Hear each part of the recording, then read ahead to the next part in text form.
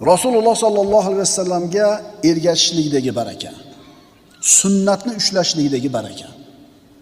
Payg'ambarimiz sollallohu alayhi vasallam Banu Mustaliq g'azotidan Madinaga qaytib kelar ekanlar, qo'shini bilan Vodil Aqiqda to'xtadilar. Ya'ni shu yerda tunashadi, tong yotgandan keyin Madinaga kirishadi. Madinaga kirishlikdan avval to'xtaladigan oxirgi o'rin.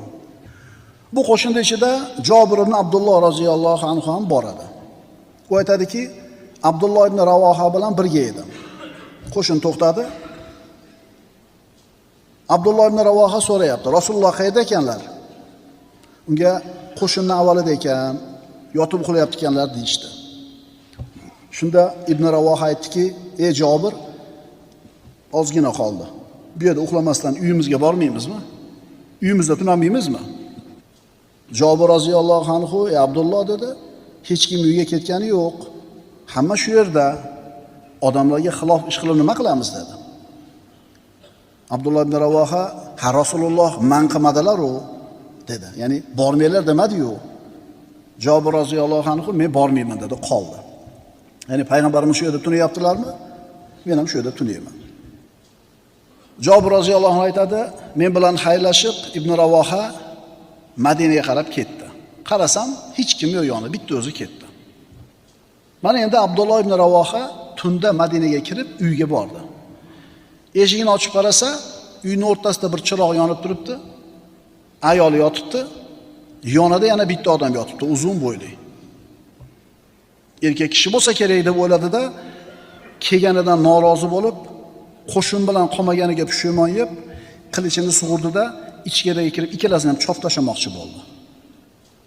Lekin biroz o'zini bosib olib turib, sekin kirdi-da, ayolini oyog'i bilan turtdi.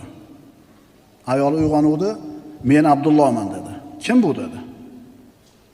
Ayol aytdiki, "Bu falonchi," dedi, ayolni aytib. "Falonchi ayol qo'shin kelayotganligini eshitib, sochimni tarab qo'ysin deb chaqiruvdim. Biz uyimizda tunab qoldi," dedi. Abdulloh ibn Ravoha uyda tunadi, tong otdi.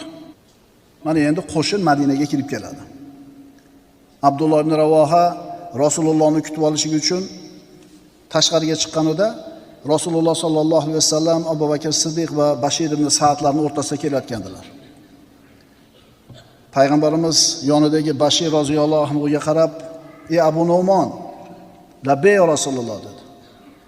Rasul aytdilar, "Albatta Abdullohning yuzi sizga o'zining ahlini yoniga ketgani va u yerda topgan holatidan norozi bo'lganini xabar qilyapti," dedi. Ya'ni yuzidan kechqurun kelganligidan norozi bo'layotganligi ko'rinib turgan edi. Abdulloh ibn Ravoha payg'ambarimiz oldiga kelib turganida Rasululloh, "Nima bo'ldi? Nima gap ey ibn Ravoha?" dedilar. Abdulloh ibn Ravoha kechqurun bo'lgan ishni aytib berdi. Shunda payg'ambarimiz aytdilar, "La tatruqun nisaa laylan." Ya'ni safarda bo'ladigan bo'lsanglar, ayollaringizning oldiga tunda kirmanglar dedilar. Rasululloh tunab qoldilar tashqarida. Kim qolgan bo'lsa yutdi. Abdulloh ibn Ravoha payg'ambarimizning sunnatiga xilof qilib, Rasulullohdan ruxsat so'ramasdan ketib qoluvdi, uyiga borib, sal qolsa birovni bekardan qatl qilib qo'ygan bo'lar edi. Birodarlar, bunga o'xshagan misol musulmonlarning qo'shini Haybardan qaytayotganda ham sodir bo'lgan edi. Qo'shin tunda Jurfga yaqin kelganida, Madina yaqin joyga. Payg'ambarimizning elchisi nido qildi qo'shinning ichida. "La tatruqun nisaa laylan." Ayollaringizning yoniga tunda kirmanglar. Jobir roziyallohu anhu aytadi, ikkita odam ana shu g'azotdan kelayotganda, Haybardan kelayotgan g'azotda Rasulullohga itoat qilmasdan Madinaga ketib qolishdi. Ikkalasi ham uyga borib, holatdan, ya'ni o'zini qilgan ishdan norozi bo'ldi deydi. Ya'ni shunday bir holatga guvoh bo'ldiki, bekar qilibman, payg'ambarimiz bilan qolsam bo'ladi ekan deydi. Alloh azza va jalla Qur'onda siz bilan bizga aytadi, astagfirullah, va in tuti'u tahtadu. Agar sizlar Muhammad alayhisalomga ergashsanglar, bo'yinsanglar, hidoyat topasizlar. Alloh tomonidan bo'lgan bir hidoyatga ega bo'lishni xohlasak, Alloh tomonidan beriladigan tavfiqni qo'lga kiritishni xohlasak, birodarlar, Muhammad alayhisalomga ergashishligimiz lozim va lobud bo'ladi. hamma yaxshilik Rasulullohning yo'lini ushlashlikda, u zotning ta'limotiga amal qilishda. Hamma yomonlik, shumlik va baxtsizlik u zotning ta'limotiga teskari ish tutishda. Tushunarlimi? Sunnatni qanchalar ushlasangiz, ustingizga shuncha xayriyat va baraka keladi. Sunnatdan har qancha uzoq bo'lsangiz, shunga yarasha baraka ustingizdan ketadi. Baraka Rasulullohning sunnatiga ergashishlikda. Burungi darsimizning mavzusi baraka yoshi kattalaringiz bilandir dedilar Rasululloh. Mana endi bu darsimizning mavzusi sunnatga ergashishlikda bo'ladi hamma baraka, xayriyat. Bunga ko'p misollar keltirish mumkin. Mana masalan, Uhud kunida Rasululloh sallallohu alayhi vasallam 50 ta kamonchiga buyurdilar. Mana shu balandlikda turasizlar, qo'shinni himoya qilib turasizlar, dushmanga o'q otib turasizlar. Mendan ochiq, ravshan buyruq kelmagunicha jilmaysizlar. Yengsak ham, yengilsak ham, mag'lub bo'lsak ham, o'lja yiqsak ham, g'olib bo'lsak ham qimirlamaysizlar. Hech qanaqa ishtiboh tushunarsiz narsa yo'q. Kundek, oydek ravshan buyruq. Rasulullohdan tushoringlar degan buyruq kelmaguncha qimirlamay turasizlar. Nima bo'ldi? Ana shu 50 ta kamonchi Rasulullohning buyrug'iga amal qilib turdi. Jang bir pasda musulmonlar foydasiga hal bo'ldi. Musulmonlar g'olib bo'lishdi. Endi qachoniki mushriklar qochib g'animalarni yig'ishni boshlaganida 50 ta kamonchi g'animalardan quruq qolmaylik, jang tugadi deb tushib ketdi. Ana shu qilgan ishini oqibatida musulmonlar mag'lub bo'lishdi. Hamma yaxshilik, xayriyat, barakot Rasulullohning sunnatiga ergashishlikda. Qanday baxtsizlik, shumlik, yomonlik, barakotsizlik bo'lsa, bu sunnatga teskari ish qilishlikda bo'ladi. Ma'qulmi? Kech payt uyga kirib yoki kunduzi kirib, assalomu alaykum va rahmatulloh dedingizmi, demadingizmi? Assalomu alaykum va rahmatullohi va barakatuh deb kirsangiz, uyingizga baraka keladi. Sizdan bir tiyin ham ketmaydi. Oyoq kiyimizni kiyayotganda o'ng oyoq bilan kiydingizmi, bismillah dedingizmi? Bilasizmi, haliga kichkina bolangizga ovqatni yeyishdan avval bismillah deb aytishlikni o'rgatib qo'ysangiz, u ozgina narsani biladi-da, u bolacha 5 ga kirgan, 6 ga kirgan, u amal qiladi. Siz esingizdan chiqib qolsa, dada bismillah demaysizmi deydi. Shuning uchun birodarlar, mashina minish bo'lsin, mashinaga o'tirish bo'lsin, zavat qilish bo'lsin, ovqat qilish bo'lsin, qo'yingki, hayotda qilayotgan muboh ishlarimizni hammasini avvalida bismillah deyish esdan chiqmasligi kerak. Oilamizda saodatli bo'lishni xohlaymizmi? Xohlaymiz. Tijoratimizda rivojni xohlaymizmi? Xohlaymiz. Soppa-sog' yurishni xohlaymizmi? Xohlaymiz. Farzandlarimiz solih bo'lib, ko'zimizni quvonchi bo'lishini xohlaymizmi? Xohlaymiz. Xullas, ikki dunyoda saodat topishni xohlaymizmi? Xohlaymiz. Buni yo'li bor. Bu yo'l Muhammad Mustafa sallallohu alayhi vasallamning, Allohning eng suyib tanlab olgan bandasining, habibining, halilining sunnatini mahkam ushlashlik. O'ngga ham og'maymiz, so'lga ham og'maymiz. Mana shunda saodat va barakot bo'ladi.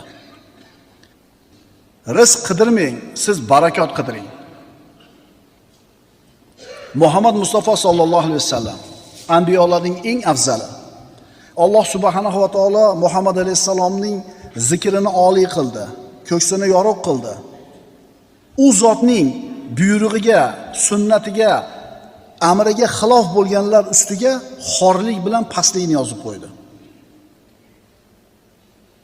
Va payg'ambarimizga Alloh subhanahu va taolo maqomul mahmudni va'da qildi. Astagfirullah va asa an yab'athaka robbuka maqoman mahmuda. Isro surasi. Shoyatki Parvardigoringiz sizni qiyomat kunida maqtovli maqomda tiriltirur. Bu qanaqa maqom? Bu shunaqa bir maqtovli maqomki, faqat Muhammad alayhisalom turadi o'rinda. Muhammad Mustafa sallallohu alayhi vasallamni yaxshi ko'rishlik. Bu iymonning belgisi. Payg'ambarimizni yaxshi ko'raman deb hammamiz aytaveramiz. Payg'ambarimiz sollallohu alayhi vasallamga bo'lgan muhabbat, hurmat u zotning sunnatiga amal qilishlik bilan bo'ladi. payg'ambarni hurmat qilishlik va u zotni yaxshi ko'rishlik, u zotni sunnatiga ergashishlik bo'ladi, birodarlar. Alloh azza va jalla payg'ambarimiz sollallohu alayhi vasallamga ergashishligimizga buyurgan. Astagfirullah. Fama atakumur rasulu fahuduhu va ma nahakum anhu fantahu. Muhammad alayhisalom sizlarga nimani bersa, nimani olib kelsa, uni olinglar. Va nimadan qaytarsa qaytinglar. Chunki va ma yantiqu anil hawa in huwa illa wahyun yuha. Nima uchun? Va u zot o'z havoyi xohishi bilan so'zlamaydi. U zot faqat vahiy qilinayotgan vahiyni gapiradi. Rasululloh sollallohu alayhi vasallamning so'zlari ham birodarlar vahiy. Demak, Muhammad alayhisalomning sunnatiga amal qilishlik, hadislarga amal qilishlik bu baraka ekan. Lekin bir narsani aytib qo'yishimiz kerak shu yerda. Ana shu hadislarga amal qilishlikda har kim o'zi bilgan yo'lni qilmasligi kerak. Qaytaramiz. Hadislarga amal qilishda har kim o'zi bilganini qilib ketavermasligi kerak. Bir hadisni eshitdi yoki o'qidi, tamom. O'zi tushungan, o'zi fahmlagandek amal qilib ketaveradi. Bu hadislarga to'g'ri amal qilishlikning yo'li mazhab ushlashlik.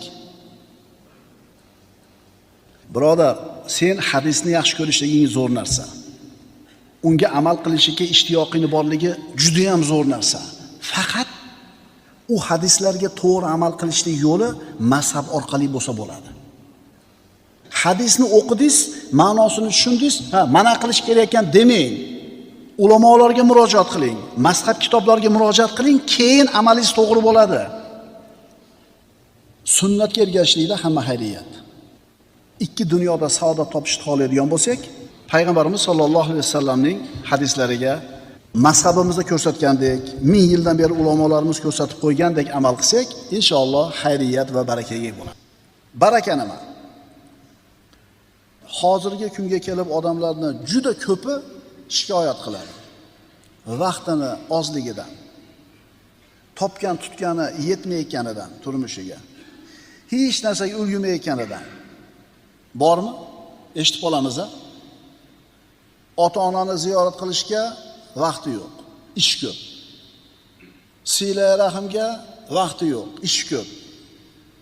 Sog'ligini tartibga keltirishlikka vaqti yo'q, ish ko'p.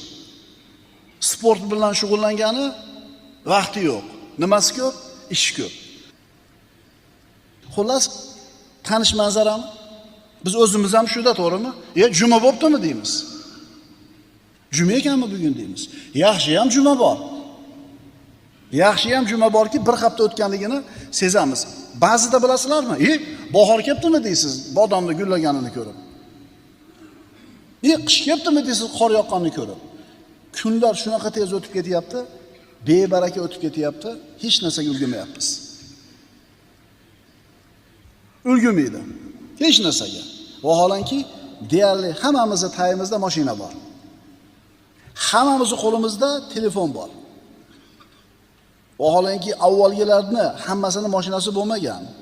Qo'lida umuman telefoni bo'lmagan. Piyoda yurgan deyarli. Lekin hamma narsaga ulgurgan. To'g'ri aytyapmanmi? To'y qilasiz, palonchi qolib ketibdi, ulgurmabman. Telefoni bor, mashinasi bor, ulgurmayapti aytgani. Otalarimiz, bobolarimiz piyoda yurib hamma qarindoshini aytishga ulgurgan. Avvalgi davrda otalarimiz nima qilgan? 6 ta 8 ta bolani bitta o'zi boqqan ishlab. O'sha 6 ta 8 ta bolasini uylagan, joylagan, ba'zilarini o'qitgan ham institutlarda. Ba'zilarini institutda o'qitgan ham. Bitta ota ishlagan. Hozirchi bitta oilada 4 ta 5 ta odam ishlaydi, yetishmovchilik shuncha. Nima uchun biz shuncha imkoniyatimiz qo'limizda bor bo'lib turib, hech narsa yurmayapmiz? Bu birodarlar o'ylanadigan jiddiy va muhim savol. Javobi bizni juda ko'pchiligimizning hayotimizda baraka yo'q. Vaholanki, har kuni barakani so'rab duo qilamiz. Ota-onamiz baraka tilab duo qiladi. O'zimiz baraka so'rab duo qilamiz. Bormi? Ha, bu baraka so'rashimiz yaxshi narsa. Har bitta musulmon ilmiga, puliga, vaqtiga, oilasiga baraka so'rashligi kerak. Bu mahbub narsa. Ammo shu so'rayotgan narsamiz baraka o'zi nima ekanligini, barakani nima ekanligini bilamizmi? Baraka nima? Javob beringchi o'zingizga. Bilasizmi? Baraka hammaga kerak. Hammaga kerak. Hatto payg'ambarlar ham, anbiyolar ham Allohdan baraka so'rashgan. Muhammad alayhisalom ham baraka so'raganlar. Mana Ayyub alayhisalomning qissasiga murojaat qiling. 18 yil dard chekdi. Farzandlardan ajralgan edi undan avval. Mol-u dunyosidan ajralgan edi. Sog'ligidan ajralgan edi. 18 yildan keyin Alloh taolo boyligini ham qaytarib berdi. Sog'ligini ham qaytarib berdi. Farzandlarini ham qaytarib berdi. Boyligini qaytarib berganida ustiga oltindan bo'lgan chigirtkalar uchib qo'ndi. Yog'ilib ketdi. Chigirtkalar qanaqa yog'iladi ko'rasizlar. Oltindan bo'lgan. Shunda Ayyub alayhisalom etagini ochib olib, chekalarga tushib qolgan chigirtkalarni bitta-bitta terib qoldi. Shunda Alloh taolo: "Ey Ayyub, axir men seni bu narsadan behojat qilib qo'ymadimmi? Ya'ni shuncha bersam terasam yana qolgan qutganini ham" deganida, "Ha, izzatingga qasam, Robbim, ha, behojat qilib qo'yding, ammo barakangdan behojat emasman-da" dedi. O'sha chigirtkalarni qaysinisida baraka borligini Alloh biladi. Shuning uchun yig'yapti hammasini. Demak, baraka hammaga kerak. Boyga ham, kambag'alga ham, erkakka ham, ayolga ham, olimga ham, omiga ham. Baraka hammaga kerak. Baraka nima? Baraka o'sish va ziyoda bo'lish. Baraka yaxshilikning ko'pligi va uning davomiy bo'lishi. Kichkina narsaga baraka tushsa, uni katta qilib qo'yadi. Oz narsaga baraka tushsa, uni ko'paytirib qo'yadi. Ko'p narsaning ustiga baraka tushsa, baraka uni foydali qiladi, davomiy qiladi. Baraka bir narsaning ustida ilohiy xayriyatning davomiy turishi. Mana birodarlar, barakaning nima ekanligiga salaf solihinlarning hayotidan misollar keltiramiz, osonroq tushunishimiz uchun. Ovqatdagi baraka. Handaq kunida payg'ambarimiz sollallohu alayhi vasallam Jabir ibn Abdullohning uyiga bordilar. Jabir ibn Abdulloh payg'ambarimiz sollallohu alayhi vasallamning och qolganligini, bir necha kun ovqatsiz yurganligini ko'rib, uyida 3-4 kishiga yetadigan ovqatni ayoliga tayyorlab turib, pishirib turdi, buyurib qo'yib, Rasulullohning oldiga kelib, "Ya Rasululloh, bir 3 ta 4 ta o'zingiz xohlagan odamlar bilan birga bizning uyimizga boring ovqatga" dedi. Payg'ambarimiz sollallohu alayhi vasallam: "Ey qavm, Jabir bizni valimaga chaqiryapti, ketdik" dedilar. 300 ta odam keldi. Jabir roziyallohu anhu uyiga kelib: "Ey xotin, sho'rimizga sho'rva to'kildi. Rasululloh 300 ta odam yetalab kelyaptilar" dedi. Ayoli qarab turib: "Holatni bayon qildingizmi? Ozgina odamga yetadigan ovqatligini aytdingizmi?" "Ha, aytdim" deganida ayoli: "Unday bo'lsa xotirjam bo'ling" dedi. Rasululloh aytdilarmi? Demak, bir hikmati bor. 5 yoki 6 kishiga yetadigan ovqatni payg'ambarimiz sollallohu alayhi vasallam 300 kishiga, ba'zi rivoyatlarda 1000 kishiga yetkazib berdilar. Tushunyapsizmi? 6 kishining ovqati 300 ta odamga yetyapti. Bu baraka deb tushuntiriladi. Moldagi baraka. Usmon ibn Affon roziyallohu anhu Roma qudug'ini sotib olib musulmonlarga hadya qildi. Pulga olib ichishar edi bu suvni avval. Bir yahudiyning qudug'i edi. Jayshul Usrani jihozladi. Usmon ibn Affonni payg'ambarimiz sollallohu alayhi vasallamning duosini olishlikka Alloh muvaffaq qildi, moli barakali bo'ldi. Moldagi baraka. Abdurrahmon ibn Avf roziyallohu anhu Jayshul Usrani jihozlashlikka molini yarmini olib keldi. Katta pul edi. Uyingizga bir narsa qoldirdingizmi Abdurrahmon deganida, "Ya Rasululloh, yarmi qoldi uyga" dedi. Rasululloh aytdilar, olib kelganingizga ham baraka bersin Alloh, qoldirib qo'yganingizga ham baraka bersin uyingizga. Nima bo'ldi? Shu duodan keyin deydi Abdurrahmon ibn Avf, kesakni jildirsam kumush topdim tagidan, toshni jildirsam tilla deydi. Ya'ni bu majoz. Nimaga, qaysi tijoratga qo'l urmasin, ishi rivojlanaverdi, oqib kelaverdi dunyo. Nima bor edi molida? Baraka bor edi. Tushunyapsizmi? Biz olib qolganimizni foyda deymiz. Berganimizni zarar deymiz. Olib qolganimizni o'zimizniki deymiz. Berganimiz ketdi deymiz. Abdurrahmon ibn Avfni 700 ta tuyali karvoni Madinaga keldi. Sirat darslaridan eshitgansizlar. Sahobalarning hayotlari darslarida. Madina shovqin-suron bo'lib ketdi payg'ambarimiz sollallohu alayhi vasallam vafotlaridan keyin. Oysha onamizga buni xabari keldi. Oysha onamiz shovqinni eshitib, "Nima bu shovqin?" deb so'raganida aytishdiki, Abdurrahmon ibn Avfni Shomdan kelgan karvoni shaharni to'ldirib tashadi. Rasulullohni Abdurrahmon ibn Avf jannatga emaklab kiradi deganlarni eshitganman dedi Oysha onamiz. Bu xabarni tezda yetkazishdi Abdurrahmon ibn Avfga. Siz haqingizda Rasululloh mana qanday degan ekanlar. U sahoba yurib yetib keldi Oysha onamiz oldiga. "Ya ummul mu'minin, Rasululloh shunaqa deganmidilar?"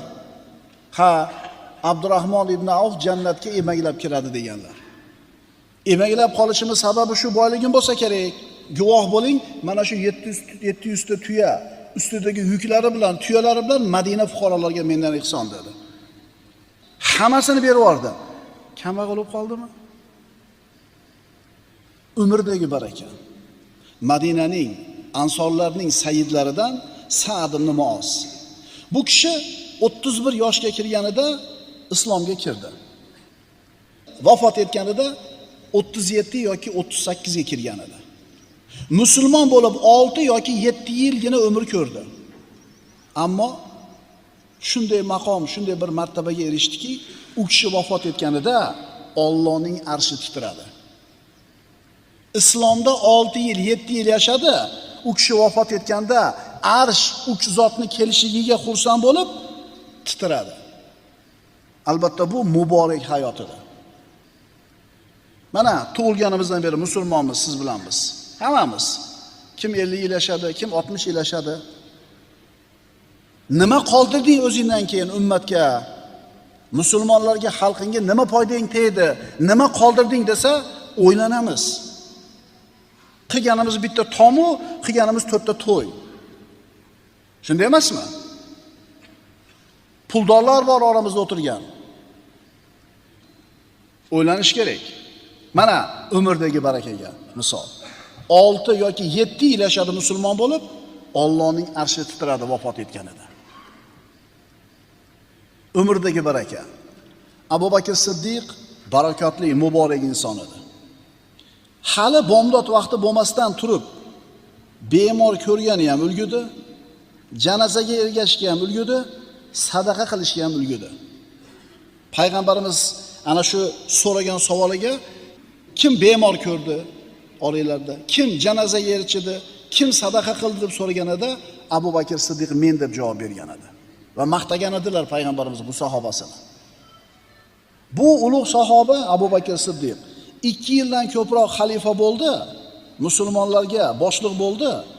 Lekin shu 2 yil ichida shuncha ko'p futuhatlar, yaxshiliklarni qo'lga kiritdiki, aqllar lol qoladi. Albatta bu holat Abu Bakr Siddiqqa Alloh tomonidan berilgan baraka edi. Umrdagi baraka. Xulofoi roshidlarning 5-chisi deb sanaladi. Umar ibn Abdul Aziz, Ummaviylarning xalifalaridan. Bu inson musulmonlarga xalifa bo'lib, boshliq bo'lib saylandi. Bu inson ham 2 yildan ortiqroq umr ko'rdi, xalifa bo'lganidan keyin. Lekin 2 yillik xalifalik davrida yurgizgan siyosati, olib borgan ishlarini samarasini ko'ringki, davlatda kambag'al odam deyarli qolmadi. 2 yilda bor yo'g'i. Boylar zakotini do'ppisiga solib tillasini, zakotini kambag'alni istashligiga to'g'ri kelar edi. kambag'al qolmadi. Nima uchun? Baraka bor edi bu odamning davrida va hayotida. Demak, uning davri muborak davr bo'ldi. Rizqdagi barakaga misol. Oysha onamiz roziyallohu anha aytadilarki, Toshshamda biroz arpa bor edi. O'shandan olib, puyib, tegirmonda aylantirib, un qilib, non qilib yer edi. Toshshamda biroz arpa bor edi. Ancha vaqtgacha yeb turdim. Keyin qancha qoldi ekan deb olib tortib ko'rdim. Tortganimdan keyin bir passa tugab qoldi.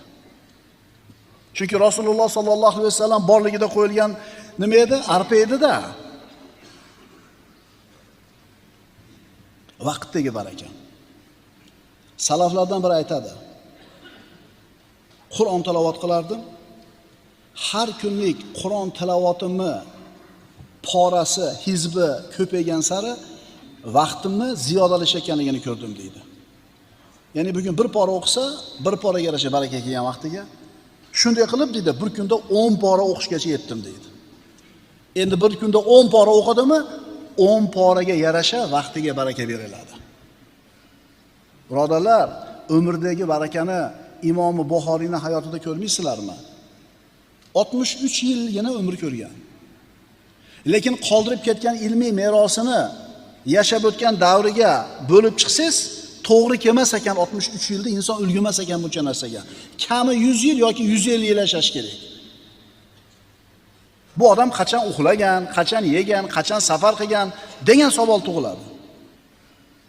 Imom Shofiy 52 yilgina umr ko'rgan. Lekin 52 yilda qoldirgan ilmini, boyligini, merosini 52 yilga bo'lsangiz to'g'ri kelmas ekan. 200 yil yashash kerak buncha narsaga ulgurish uchun. Imom Navaviy 45 yilgina umr ko'rgan. 45 yilda qoldirgan merosini, ilmiy boyligini biz 100 yilda ham o'qib tugata olmayapmiz. Demak, Alloh bu insonlarni umriga, vaqtiga shunday baraka ato qildi. Bu ulug'larimizni hayotiga nazar soladigan bo'lsak, nimalarga guvoh bo'lamiz? Ularni molida baraka bo'lgan. Ularni vaqtida baraka bo'lgan. Ularni rizqida baraka bo'lgan, amallarida baraka bo'lgan. Ular muborak insonlar edi, barakali insonlar edi.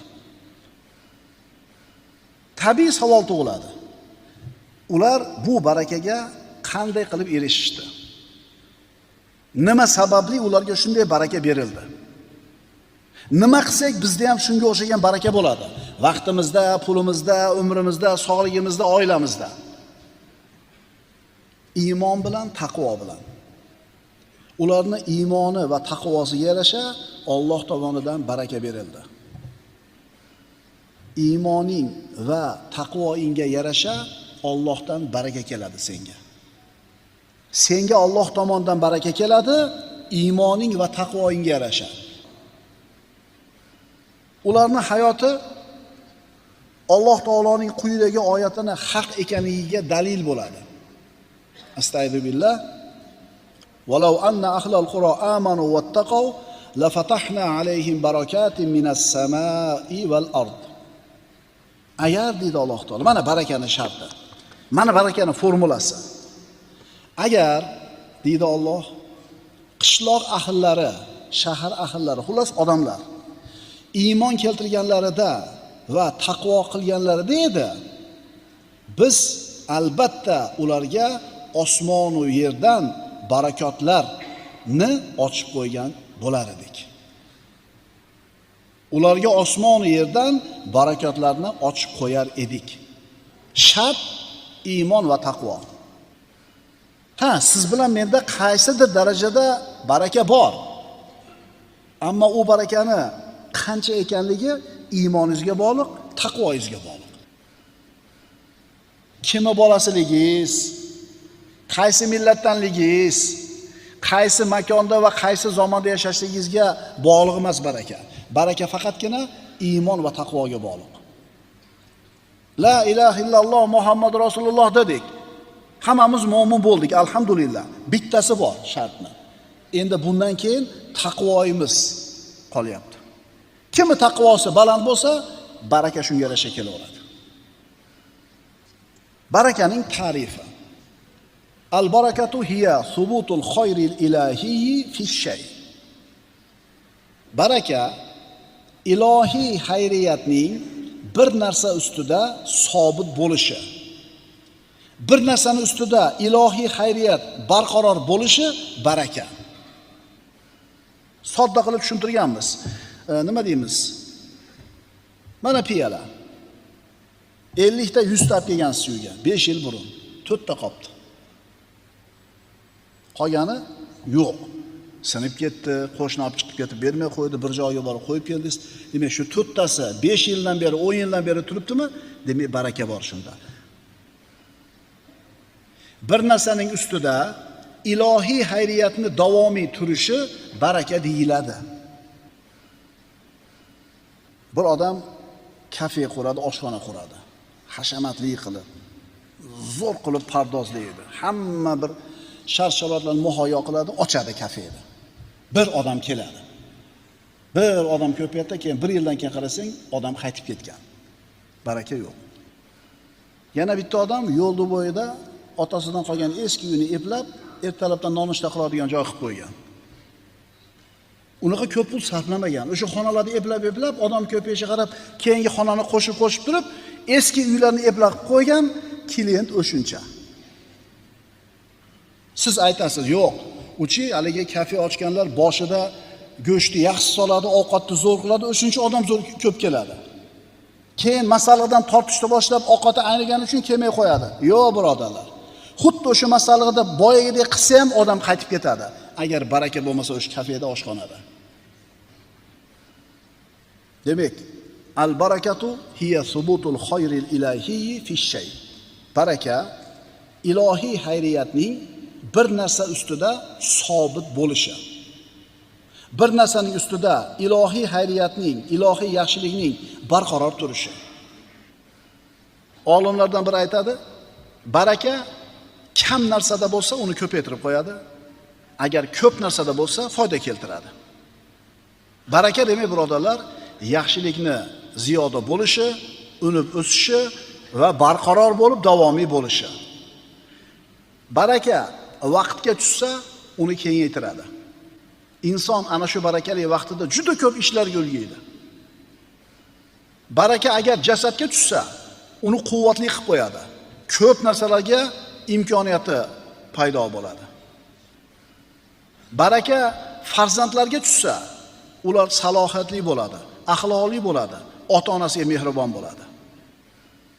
Baraka pulga tushsa, u pulni ko'p narsalarga yetadigan, kifoya qiladigan qilib qo'yadi. Pulni ko'p qilib qo'yadi emas. O'sha ozgina pul barakali bo'lsa, ko'p pul bilan odamlar qila olmayotgan ishga yetadigan bo'lib qoladi. Agar baraka bir odamga tushadigan bo'lsa, Alloh uni barakotli qiladi hamma narsasini. Agar baraka bir kishining ilmiga tushsa, bu ilm uni amalga va qo'rquvga boshlaydi. U barakali ilmdan juda ko'p odamlar foyda oladi. Agar bir banda o'zini hayotida baraka topadigan bo'lsa, vaqt kengayadi, imkoniyatlari ziyodalashadi, hayotda erishadigan muvaffaqiyatlar, natijalari ko'payadi, karomatlar sodir bo'ladi. Baraka topmagan odam ham 80 yil, 90 yil umr ko'rishi mumkin. Ammo u mana shu 80-90 yillik umrida o'zidan keyin biron narsani asarni qoldira olmaydi. O'zi bilan biron narsani olib keta olmaydi. Barakasiz odamlar haqida fikr qilib ko'ringlar, birodarlar. Ehtimol qo'lida millionlari bordir. Lekin ana shu millionlari uni saodatli qilmaydi. Aksincha, bebaraka bo'lgan bu millionlar kunduzi uni mehnat mashaqqatga soladi, qayg'u bilan azoblaydi, kechqurun esa o'sha pulni o'ylab, siqilib uxlay olmaydi. O'sha odamlar bor ekan, aytishdi. Uxlay olmas ekan kechqurun. O'zi soppa-sop. Nimaga uxlay olmaydi? Bo'yiga pul uxlatmas ekan. Demak, bu millionlar uni kunduzi mehnat mashaqqat bilan, qayg'u bilan azobga soladi. Tunlar esa hisob-kitob bilan, qo'rquv bilan uyqusini qochiradi. Yana hayotida baraka topmagan bir odam bor, 10 ta bolasi bor. Hayotida ham baraka yo'q, bolalarida ham baraka yo'q. Bu qanaqa bo'ladi? Xayriyat bo'lmaydi. 10 ta bola boqadi, lekin ulardan hech qaysidan bir vafoni ko'rmaydi. Shirin so'zni, mehribonligini eshitmaydi. Pulni ko'pligi, birodarlar, albatta baraka degani emas. Mansabdor bo'lishlik degani albatta baraka degani emas. Farzandlarning ko'pligi albatta baraka degani emas. Oliy ma'lumot, diplom aniq baraka degani emas. Baraka, birodarlar, qalbdagi bir ajib shuur. Inson uni his qiladi. U his uni nafsini poklanishiga, qalbini osoyishta bo'lishiga, hayotini osudaligiga, ko'zlarini quvonchiga, boriga qanoat qilishga hamda Allohning taqdiriga rozi bo'lishga olib boradi. Payg'ambarimiz sollallohu alayhi vasallamning hayoti barakot, vaqti barakot, so'zlari barakot, borlig'i barakot. Ko'rmaysizmi? Bor yo'g'i 23 yil payg'ambarlik davrida yer yuzidan birodarlar shirkni, jaholatni ketkizib, tavhid, axloq va ma'rifatni yoyishga ulgurdilar. Qolgan insonlarga ustozlik qiladigan darajadagi ummatni tarbiya qildilar. 23 yilda ya. Bular vaqt, umr, tana, da'vat ishlariga berilgan barakaning ko'rinishi edi. Yana Rasulullohdan eshitgan sahoba Rasululloh sollallohu alayhi vasallam vafot etib ketganlaridan keyin Huzayfa roziyallohu anhudan so'radi. Huzayfa roziyallohu anhuga Rasululloh Madinadagi munofiqlarni nomma-nom aytib tanishtirgandilar. Shularni qarab yur deb buyurgandilar. Mana endi Umar ibn Xattob kelib so'rayapti. Rasululloh sollallohu alayhi vasallam meni munofiqlar qatorida sanaganlarmi? Allohning nomini o'rtaga qo'yib so'rayman. Rasululloh omonat deb aytgan. Huzayfa roziyallohu anhu omonatdor inson bo'lgan. Shuning uchun Rasululloh bu sahobasiga aytganlar. Munofiqlarning kimligini Abu Bakr Siddiqqa, Umar ibn Xattobga, Ali ibn Abi Talibga emas, mana shu sahobasiga aytganlar. Chunki omonatdor odam bo'lgan. Huzayfa roziyallohu anhu yo'q dedi. Endi ular haqida, munofiqlar haqida Rasululloh aytgan so'zni sizdan boshqasiga aytmayman dedi. Allohning nomini o'rtaga qo'yib so'radi, javob berdi va o'zi aytayapti. Allohning nomini o'rtaga qo'yib aytaman, bundan keyin hech kimga aytmayman munofiqlar haqida dedi. Umar Odil, Umar al-Faruq radhiyallohu anhu munofiqlikdan qo'rqib savol so'ragani siz bilan bizga bu kasallik, bu mavzu qanchalar muhim ekanligiga yetarli dalil bo'ladi. Hech kim o'zini qalbida nifoq bor deb bilmaydi. Hammamiz o'zimizni bu nifoqdan omonmiz. Bizi qalbimizda unaqa munofiqlik degan narsa yo'q deb aniq ishonamiz. Lekin Hasan Basriyning so'ziga quloq solaylik-da. Ma amina nifaqa illa munafiqun. Nifoqdan faqatgina munofiq inson xotirjam bo'ladi. Va ma khafa nifaqa illa mu'min. Munofiqlikdan, munofiq bo'lib qolishlikdan faqatgina mo'min odam qo'rqib turadi. Faqat mo'min xavotir olib turadi. Tushunarlimi? Menda munofiqlik yo'q deyapsizmi? O'sha nifoq shu. Munofiqlikdan qo'rqmayapsizmi? Mana shuni o'zi nifoq borligiga belgi emasmi? Hasan Basri aytayaptiki, faqat munofiq xotirjam bo'ladi. Men munofiq emasman deb o'ylaydi. Endi munofiqlikdan qo'rqadigan odam haqiqiy mo'min odam bo'ladi. Menda yo'qmi-ku shu kasal? Kelinglar shu kasalni ko'rib chiqamiz. Bu nihoyatda bir xatarli mavzu, shuning uchun har bitta mo'min bu narsadan xabardor bo'lishi kerak. Nifoq insonni qalbini quritadigan amal. Bu nima degani?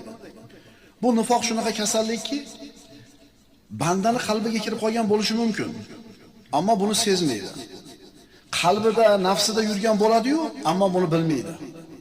Ehtimol nifoqdan qo'rqmayotgan odam munofiq bo'lib bo'lgandir, ammo buni sezmaydi. Chunki nifoq, birodarlar, odamlarga bilinmaydigan maxfiy narsa. Nifoq qalb kasalligi. Shuning uchun ukalar, u munofiq devorgani tilimiz polvon bo'lmasin. Chunki nifoq qalb kasali, buni birov ko'rmaydi. Ha, Nabiy sallallohu alayhi vasallam aytganlar, munofiqning alomati 4 ta. Yolg'on gapiradi, va'dasiga vafo qilmaydi, omonatga xiyonat qiladi, urushib qolsa, ochiq dushmanchilikka o'tadi. Ha, biz aytamiz, mana shu munofiqlikning alomati. Kimda shundan bitta sifat bo'lsa, to'rala sifatdan. Demak, munofiqlikdan bir qismi bor. Biz shu hadisga tayyorlanib aytishimiz mumkin, lekin qalbini Alloh biladi uni. U kofir degani shoshilmaylar deyapman-ku. Endi munofiq deb olganda ham shoshilmaylik. Chunki qalb kasalini birodarlar, siz bilan biz ko'zimiz bilan ko'ra olmaymiz. Biz aytaylik, munofiqlikning bir belgisi bor bu odamda. Ahdida turmaydi, yolg'on gapiradi, xiyonat qiladi omonatga. Deng, lekin munofiq deb hukm qilmang. U seni ishing emas, uni munofiq deb hukm qilishlik. Sen belgisi bor deb aytishga haqqing bor. Agar birodarlar biz iymonimizni salomatligi haqida, Robbimizning huzuridagi makonatimiz haqida g'amimiz bor bo'lsa, agar qiyomatdan qo'rqsak, agar amallarimizni xabada bo'lib ketishdan qo'rqsak, o'zimizni solih deb bilsak-ku, ammo haqiqatda buni teskarisi bo'lib qolishidan qo'rqsak, mana shu darsga diqqat bilan quloq solaylik. Munofiqlik. Nifoqning turlari. Nifoq ikki xil bo'ladi deydi ulamolar. Katta nifoq va kichik nifoq. Katta nifoq. Nifoqning bu turi, katta turi insonni jahannamda abadiy qolib ketishiga sabab bo'ladi. Astagfirullah. Innal munafiqina fi darkil asfali minan nar va lan tajida lahum nasira. Albatta munofiqlar do'zaxning eng tuban joyida bo'lurlar va ular uchun biror madadkor topa olmassiz. Munofiqlar kofirlardan ham, mushriklardan ham, majusilardan ham, hatto ateistlardan ham pastroq joyda turadi. Jahannamning eng tubida turadi. Munofiq odam namoz o'qishi ham mumkin, roza tutishi ham mumkin. Musulmonlarning orasida yurganda uni islomiy surati bor bo'lishi ham mumkin. Munofiq garchi zohirida o'zini musulmon qilib ko'rsatayotgan bo'lsa ham, Allohga, farishtalarga, kitoblarga, qiyomatga bo'lgan iymonni bor deb ko'rsataveradi, lekin aslida qalbida bu narsaga ishonmaydi. Ichida yo'q narsani tashqarisida bor qilib ko'rsatadi. Odamlar bunaqa munofiqlardan ogoh bo'lish uchun Alloh taolo ularni sharmanda qilib, sirlarni fosh qilib qo'ygan. Yer yuzida yashayotgan odamlar 3 xil bo'ladi biz uchun. Musulmon, kofir va munofiq. Musulmon, kofir va munofiq. Mana endi Qur'oni Karimdagi eng katta sura, Baqara surasini avvalgi 20 oyatiga murojaat qilamiz. Birinchi 20 ta oyatini o'qisak, nimani topamiz? Birinchi 5 ta oyatida Alloh taolo mu'minlar haqida gapiradi. Undan keyingi 2 ta oyatida kofirlar haqida gapiradi. 5 ta oyat mu'minlar haqida, 2 ta oyat kofirlar haqida. Endi undan keyingi 13 ta oyatda munofiqlarning xabari beriladi. Tushunyapsizlarmi? Qanchalar bu mavzu xatarli. Mu'minlar haqida agar alif lam mimni chiqarib olsangiz 4 ta oyat oladi, uni qo'ysangiz 5 ta oyat. 2 ta oyat kofirlar haqida, qolgan 13 ta oyat munofiqlar haqida.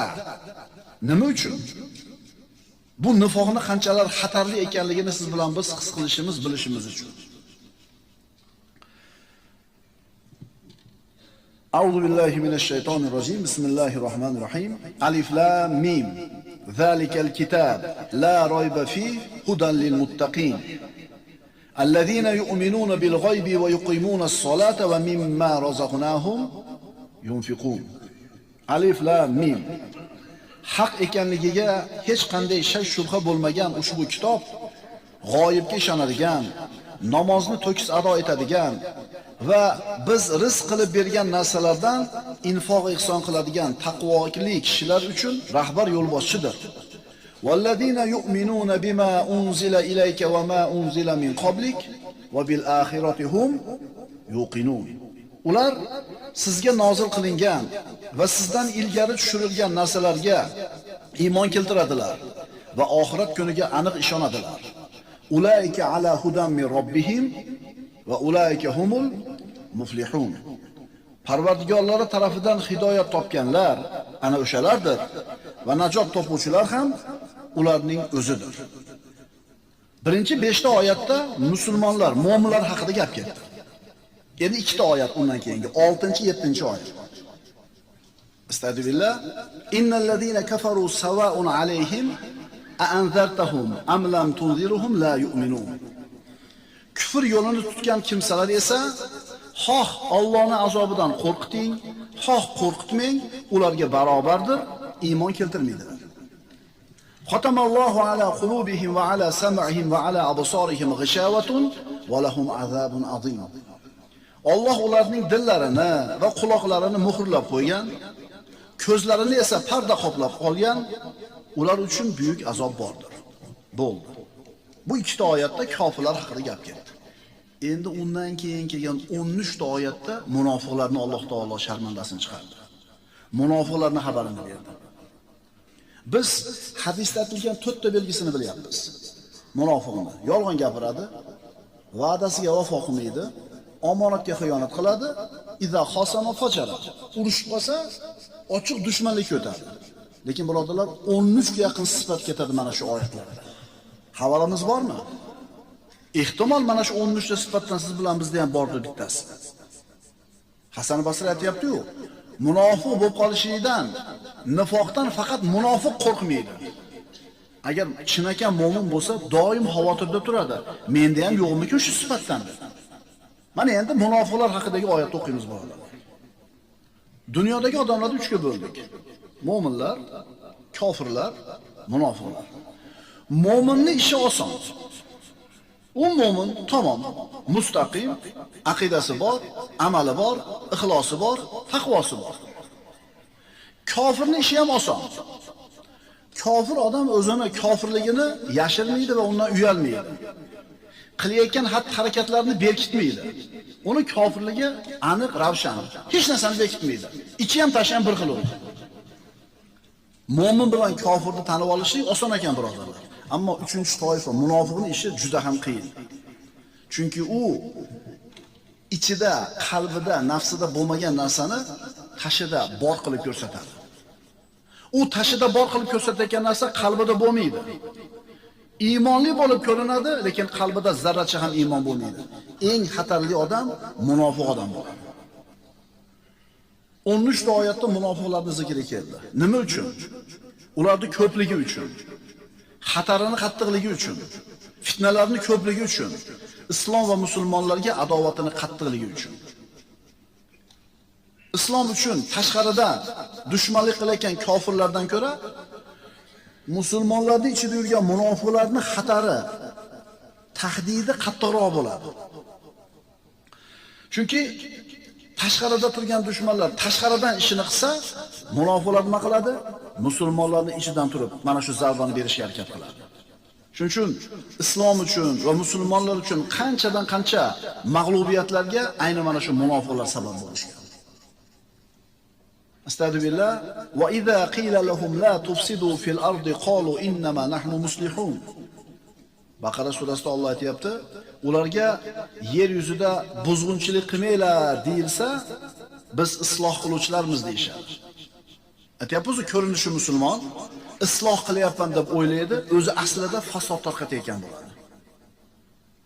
Ala innahum humul mufsiduna walakin la yash'urun. Ogoh bo'ling deydi Alloh taolo, ular albatta buzg'unchilardir, lekin o'zlari buni sezmaydilar. Boshqa oyatda Alloh taolo aytadi, astagfirullah, yuriduna liyutfi'u nurallohi bi afwahihim vallohu mutimmu nurihi walau karihal kafirun. Ular ana shu munofiqlar Allohning nurini og'izlari bilan o'chirmoqchi bo'ladilar. Alloh esa garchi kofirlar istamasalar-da o'z nurini, ya'ni dinini to'la har tarafga yoyguvchidir. Ularni xatari, fitnasi kattaligi uchun 13 oyatda Alloh taolo ularning bayonini keltirdi. Mana endi munofiqlarning sifatlari haqida. Biz yuqorida aytgan hadisimizda 4 ta belgisini bildik.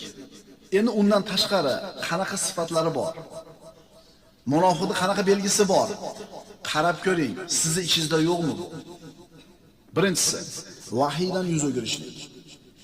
Vahiy, Allohning kalomi Qur'on, musulmonlarning hayotidagi eng katta qalbini to'g'risini egallagan narsa. Munofiqlar esa Allohning kalomiga beparvoligini ko'rasiz. Ular Allohning so'ziga muvofiq yashamaydi. O'zlarining havoyi nafsiga qarab kun kechiradi. Ular shariatning ko'rsatmasiga qarab ish qilmaydi. Havoyi nafsi o'zining foydasiga qarab turib ish qiladi. Baraka qildi, sotdi mashinani. 10 mingga. Indinga pulni olib keladi. Baraka bo'ldi. Inding bo'lmasdan ertasi kuni bittasi keladida 1000 oshiqcha beraman, menga bering shuni deydi. Mo'min odam aytadi, men baraka qildim.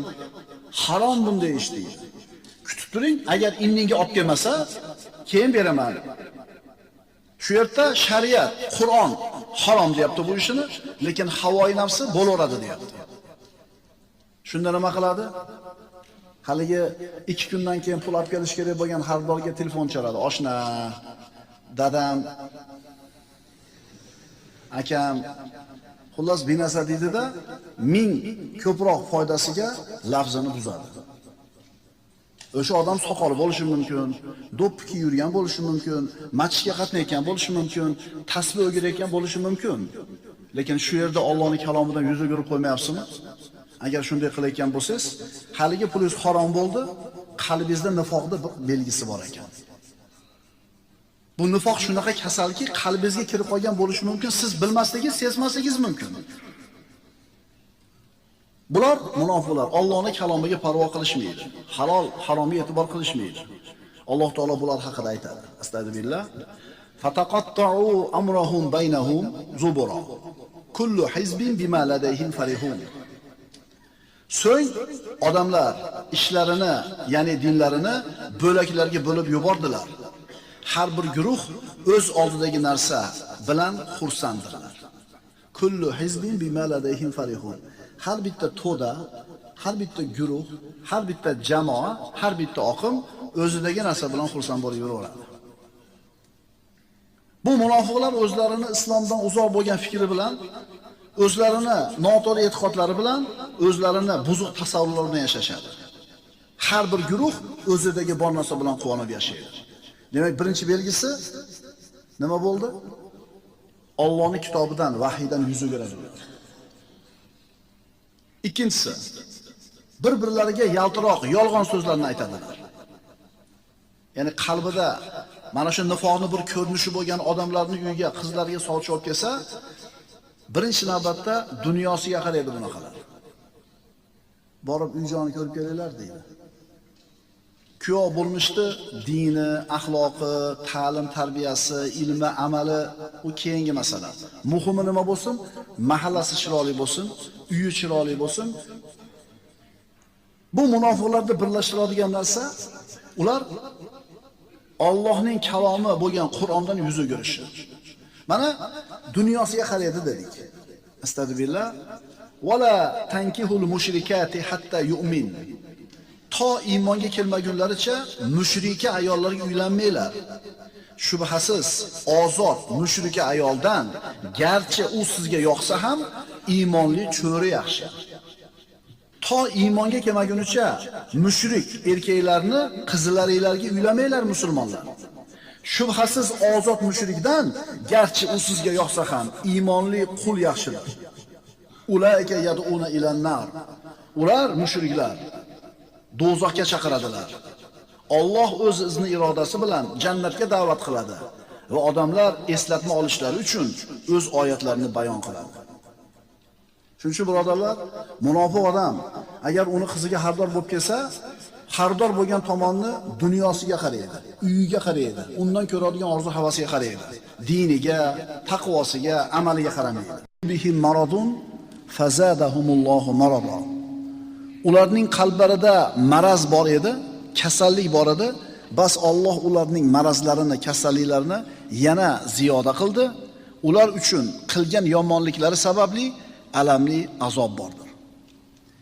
Ularning qalbidagi bu maraz amallariga ham ko'chgan.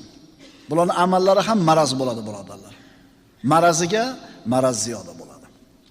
Demak, uchinchi sifati munofiqlarni kar, ko'r va soqov. To'rtinchi sifati riyo. Munofiqlarning alomatlaridan bittasi riyo.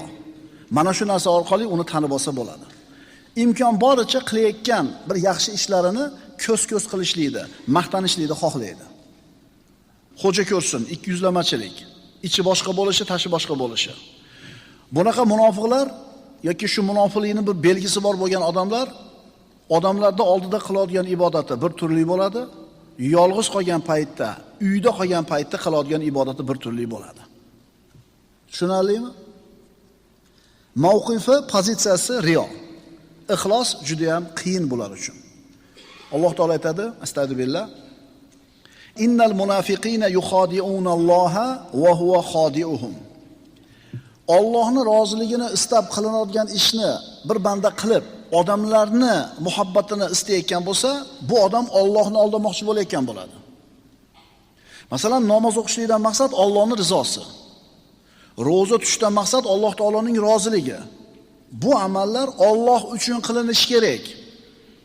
Ammo munofiqlar mana shu amallarni qiladi, maqsad Alloh emas. Odamlarning ko'zi, odamlarning hurmati. Demak, bu odam Allohni aldamoqchi bo'lyapti. Robbimiz nima deyapti bunaqalar haqida? Albatta munofiqlar Allohni aldamoqchi bo'ladilar. Holbuki Alloh ularni aldab qo'yuvchidir. Va idza qamu ila solati qamu kusala. Yura'una an-nas va la yadhkurunalloha illa qalila. Mana shu narsaga ko'proq to'xtaymiz endi bugun. Munofiqlarning sifatlaridan mana shu oyatda 3 tasi aytilyapti. Birinchisi namozga yalqov.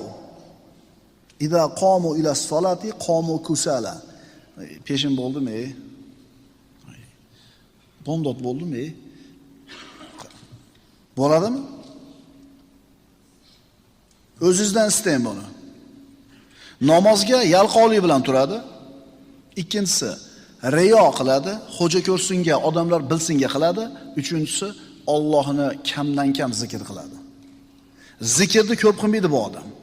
Chunki bu amallar unga og'ir bo'ladi. Shuning uchun aytyapmiz, birodarlar. Kim zikrni ko'p qilayotgan bo'lsa, doim tili zikrda bo'lsa, bu odam nifoqdan omonda bo'ladi. Biz mana shu 3 ta sifatni o'zimizdan qidirib ko'raylik. Qaysilari? Birinchisi, namozga yalqonlik bilan turadi, 1. Xo'ja ko'rsinga amal qiladi, 2 va Allohni ko'p zikr qilmaydi. Birodarlar, zikrni ko'p qilayotganligimiz siz bilan bizni nifoqdan omon bo'lishimizga sabab bo'ladi. Avvalgi zikr darsimizda aytib o'tdik. Seni zikring banda. Sen Allohni zikr qilishing ikkita zikr o'rtasida turadi. Sen Allohni zikr qilding, undan avval zikr bor, undan keyin zikr bor. Bu Allohning zikri. Ya'ni avval seni Alloh zikr qilib eslasa, keyin eslay olasan Allohni. Keyin zikr qila olasan Allohni. Endi Allohni eslaganingdan keyin Alloh seni yana eslaydi. Payg'ambarimiz sollallohu alayhi vasallam aytibdilar, Robbisidan hadis qudusida, kim meni o'zini nafsida zikr qilsa, men o'zimni nafsimda zikr qilaman deyapti. Sen Allohni zikr qilishing bilan Alloh seni zikr qilishini o'rtasida bilasanmi, qanaqa katta farq bor?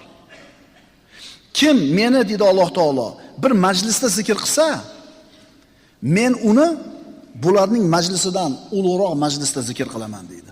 Farishtalarning ichida. Birovga Alloh taolo dunyo bersa, sizda yo'q bo'lsa qarab turib ozgina alam qiladi. Insonmizda. Menga ham bersa edi. Birovga dunyo berdi, birovga mansab berdi, birovga farzand berdi. Qo'yingki, dunyo matohidan bir narsa bersa va u narsa sizda yo'q bo'lsa, alam qiladi ba'zida. Qarshi emassiz, taqdirga norozi emassiz, lekin baribir bermadi-da, menga ham deb ozgina alam qilib qoladi. Endi siz Allohni zikr qilmayotganligingiz nimani belgisi ekan? Alloh sizni eslamayotganligini belgisi ekan. Alam qilmaydimi? Biz qachon Allohni zikr qilamiz ekan? Qachon subhanalloh, qachon astag'firulloh, qachon la ilaha illalloh deymiz ekan? Alloh bizni eslagan bo'lsa. Bu oyatda munofiqlarning alomatlaridan 3 tasi aytildi. Namozga yalqov, riyo uchun ish qiladi va Allohni kamdan kam zikr qiladi. Mana endi birodarlar, Ramazon keldi. ana shu osiy jinlar, shaytonlar zanjirband qilindi, bizni zikrdan to'sadigan. Endi zanjirband bo'lgandan keyin ham bu shaytonlar yana zikrga tilimiz ketmayotganligi nimani belgisi ekan? Birodarlar, nifoqning belgilaridan bittasi. Agar zikr bizni tilimizda doim bo'lmasa, zikrdan uzoq g'ofil bo'lsak, bizni ham qalbimizda munofiqlikdan bir shingil bor ekan. Munofiqlikning bitta alomati bor ekan bizning qalbimizda. Alam qilsin, zikr qilmayotganlar. Demak, 4-sifati munofiqlar riyo uchun amal qiladi. Riyo uchun amal qiladi. Ikkita tilamchi o'tiribdi. Motivator qilib yozib qo'yibdi surat. Ma'nosi bor surat. Hamma chop tomondagi tilamchiga pul beryapti, o'ng tomondagi tilamchiga hech kim pul bermayapti. O'tiribdi ikki odam shlyapasini qo'yib. Nimaga chop tomondagiga hamma beryapti? O'sha o'tirgan tomonga qaragan kamera bor ekan. Agar bir savobli ish qilgan bo'lsak, Allohdan boshqa hech kim bilmagan bo'lsa, shu amalingizdan umid qiling. Bitta shu amalingiz Allohning rahmatiga sazovor bo'lib qolishiga sabab bo'lishi mumkin. Umid qiling. Hech kim bilmadi. Unaqa katta ish qilib qo'ysangiz, hech kim bilmasa, alam qilayotgan bo'lsa, munofiqlikdan bir chimdim bor. 5-sifati. Sarsonlik va hayronlik. Munofiqlar o'zlarini kimlar bilan birga ekanligini aniq bilmaydi. Ular bilanmi, bular bilanmi? Yomonlar bilanmi, yaxshilar bilanmi? Ibodatdagilar bilanmi yoki kayf safodagilar bilanmi? O'zlari ham bilmaydi. Bir joyda qaror topmaydi. Bir odam borki, agar u haqiqiy mu'minlar bilan birga o'tirsa, qalbiga bularning majlisi yoqaveradi. Mo'minlarning majlisi qalbiga yoqaveradi. Endi kofirlar bilan gunoh, ma'siyat majlislarida o'tirib qolsa, bu majlis ham yoqaveradi. Mana shu munofiqlikning bitta belgisi. Fosiq, fojirlarning suhbati ham unga yoqaveradi. Bunaqa odam kim bo'ladi? Bunaqa odam munofiq bo'ladi. Chunki inson chinakamiga mu'min bo'lsa va qalbida nifoq degan sifat bo'lmasa, fisq, fujur majlislar unga yoqishi mumkin emas. Tushunarlimi? Aroq bormi, sekin turib chiqib ketadi. Erkak xotin aralashgan ma'siyat majlisimi u yerda o'tira olmaydi u. Chunki iymon u yerda o'tirishiga yo'l qo'ymaydi. Kofir fojirlarning fe'l-atvori, gap so'zlari mo'min kishiga yoqishi mumkin emas. Rasululloh sollallohu alayhi vasallam bunaqa bir joyda qaror topa olmaydigan munofiqlar haqida nima deganlar? Imom Muslim sahihlarda keltirgan hadisda Abdulloh ibn Umar radhiyallohu anhu shunday deydi. Qala Rasululloh sollallohu alayhi vasallam mathalul munafiqi kamathalish shatil a'irati baynal g'anamayni. Rasululloh aytdilar, munofiqning misoli ikkita soliq qo'yni o'rtasida hayron qo'ziga o'xshaydi. Ta'iru ila hadihi marratan va ila hadihi marratan. Bir safar unisini yoniga keladi, bir safar bunisini yoniga keladi. Bir qo'zini tasavvur qiling, ikkita soliq qo'yni bittasini oldida qaror topmaydi. U yoqqa ham yuguraveradi, bu yoqqa ham yuguraveradi. Qaysinisini oldida qolishini bilmasdan sarson bo'lib ketadi. Munofiqni payg'ambarimiz mana shu qo'ziga o'xshatyaptilar. Astagfirullah. Muzabzabin bayna zalika la ilaha ulai va la ilaha ula va man yuzlilillahu falan tajida lahu sabila. Ular munofiqlar na u yoqlik va na bu yoqlik bo'lmay ikki orada sarson holda qolganlar. Kimniki Alloh yo'ldan ozdirsa, siz unga biron yo'l topib bera olmassiz. Niso surasi. Mo'min odamning pozitsiyasi aniq. Ona kafega bormaydi. Nimaga? U yerda aroq sotiladi. Ikkilanmaydi u. Borsammi, bormasammi demaydi. U aniq pozitsiyasi, mavqifi bor. Ammo munofiq bo'lsa nima qilar ekan? O'zini musulmon deb biladi, ammo oilasini qarasangiz, islomda asari bo'lmaydi. Bunaqa munofiq odamlar er xotin aralashib, er xotin qo'ltiqlashib, har qanaqa majlisga kirib ketaveradi. Agar chinakam musulmon deb bo'lsa, bunaqa joylar musulmonlar o'tiradigan joy emasligini bilishligi kerak. Demak, 5-alomati munofiqlar bir joyda qaror topa olmaydi. Ikkala tarafga ham o'ynayveradi. Munofiqlarning sifatlaridan 6-inchisi musulmonlarga yomonlik yetishiga ko'z tikib turadi. O'zini musulmon deb biladi, lekin musulmonlarga zarar yetsa, shuni ko'rib quvonadi. Yaxshilik yetsa musulmonlarga, biz birodarmiz, sizlar bilan birgamiz, mo'minmiz, biz sizlarga yordamchi bo'ldik deb qasam ichishadi. Ammo vaziyat musulmonlarning zarariga yurib qoladigan bo'lsa, ana shu musulmonlarga zarar yetkazayotganlar tomonga qarab, biz sizlar bilanmiz, biz sizlarga do'stmiz deydi. Astagfirullah. Allazina yatarabbasuna bikum fa in kana lakum fathun minalloh qalu alam nakun ma'akum. Ular deydi Alloh taolo, ya'ni munofiqlar, sizlarga ko'z tikib turadilar. Agar sizlarga Alloh tomonidan fathu zafar bo'lsa, biz ham sizlar bilan bir dindamizku deydilar. Va in kana lil kafirina nasibun qalu alam nastahwiz alaykum va namna'akum minal mu'minin deyshadi. Agar g'alaba kofirlarga nasib bo'lsa, biz sizlardan ustun bo'lgan va sizlarni mu'minlardan himoya qilgan emasmidik deyshadi. Hozir aytyapmiz-ku, shamol qaysi tomonga esadigan bo'lsa, o'sha tomonga og'averadi. O'zini prinsipi bo'lmaydi bunaqa odamning. Alloh taolo nima deydi? Fallohu yahkumu baynakum yawmal qiyama va lan yaj'alallohu lil kafirina alal mu'minina sabila. Endi qiyomat kunida Alloh o'rtalaringda hakamlik qilur va Alloh hargiz kofirlar uchun mu'minlar ustiga yo'l bermagan.